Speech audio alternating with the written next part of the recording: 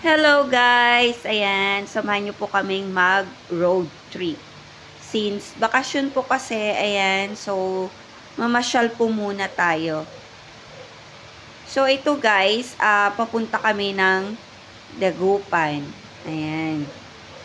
Ito po yung way papuntang Dagupan City. So ganito lang naman siya guys.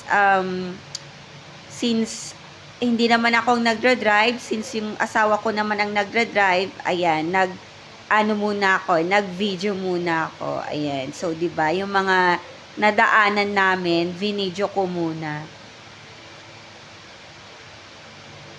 Ayan. So, sobrang init kasi guys, kaya kaya kailangan nating mamasyal, 'di ba?